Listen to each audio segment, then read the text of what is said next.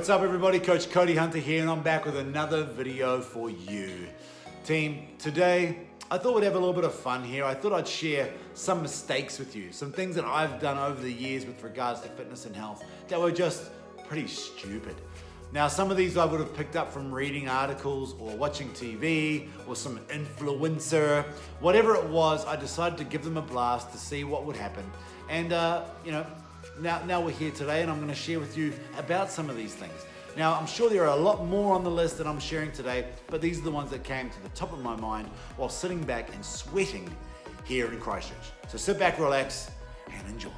Now, number one, team, this is no joke. This is something that I'm sure we've all done, and that's the mistake of thinking that we can all outrun a bad diet, that we can out-train a bad diet. You know, you have a big week or a big month, a big year, and you think that you can make up for lost time by going for a run or going to the gym. Now, eating 300 calories is a lot easier and much, much faster than trying to burn 300 calories. You know, jump on the rowing machine and try to row 300 calories. You know, like eating it is so simple, easy, and fast. Burning it takes a whole lot longer.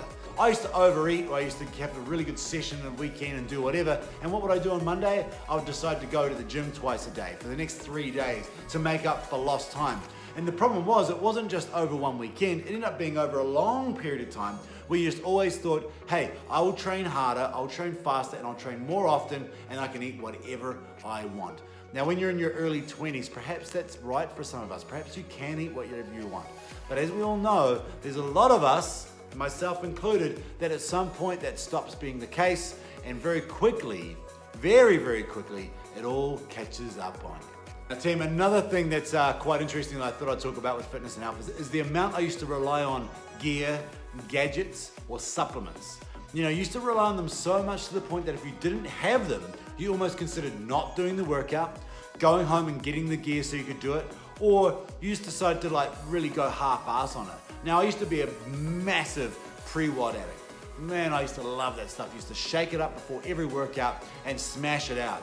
The problem being that once you run out, it's like you're a crack addict. You couldn't get it, you just needed it for every workout. So that was one of the biggest weaknesses about it, that the days you didn't have any, your training was shit. And most of the time it was because mentally, you just got so used to that little bit of a buzz that you got from it that you couldn't train without it.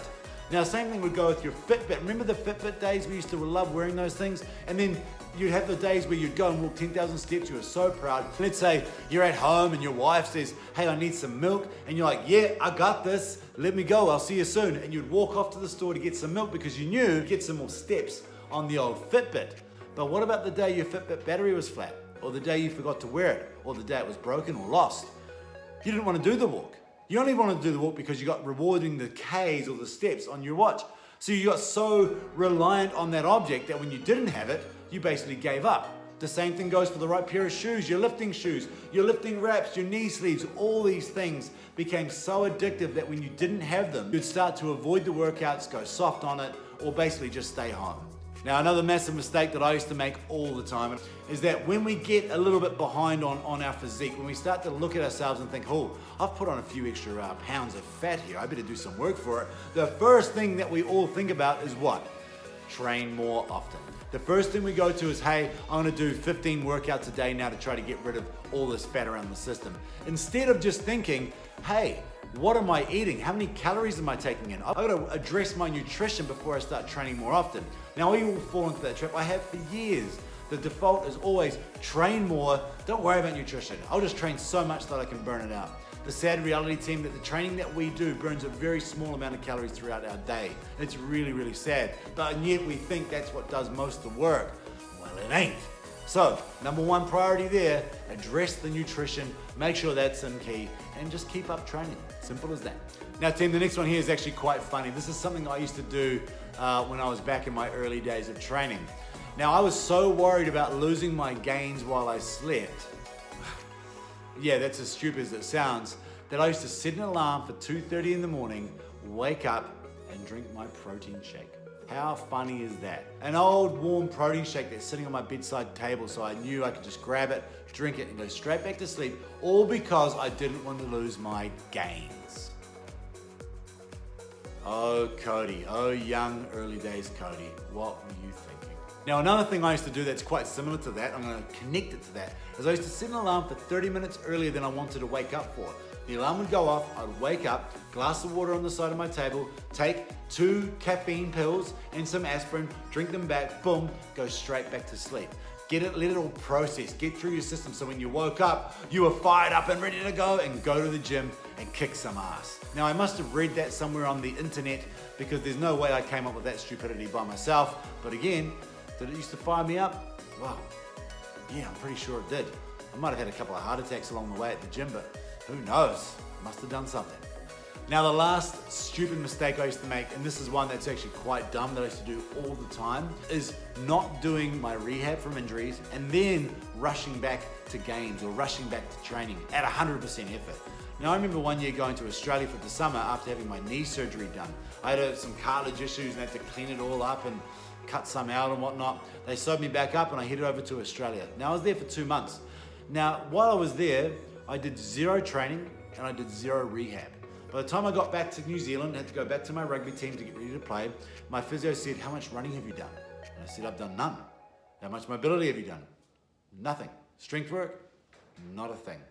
I used to do no rehab, but then I expected to be back on the field soon as. So you start training, you start rehabbing, and you jump straight back on the field as soon as you can. The other extreme is during the season, I'd have some injuries, which again, the knee got hurt again. You know, you can clean that thing up pretty quickly. You rush the rehab, you tape it up, get back on the field, boom, there you have it. Now, maybe that first injury was just a little minor injury, it was just a little warning shot, but you still rush back to the game, and then all of a sudden, a catastrophic injury occurs. It's just complete stupidity. So the same thing goes now for those of us that aren't even athletes, that don't play sports, for example, but are just trying to train harder and look after ourselves and whatnot, is be careful how fast you rush back to doing your sport at full percentage. You want to give yourself at least another 2 weeks after you feel 100%. Ease back into things, take your time. An extra 2 weeks on that rehab or that recovery is much better than trying to rush back too early and extending it another 6 weeks or whatever it becomes. All right, team, there you go. There are some of my top mistakes that I've made over the years with regards to fitness and health. I'm sure there are so many more, and I'll try to remember them if I can and post them more a little bit later. Again, thank you all for tuning in today's video. I hope you're all super well. If you have any comments, concerns, feedback, or anything, please post it below in the comment section. I'll get to it as soon as I can. Thanks for tuning in, everybody. We'll see you again in the next video. My name is Cody Hunter, and I am out. Peace.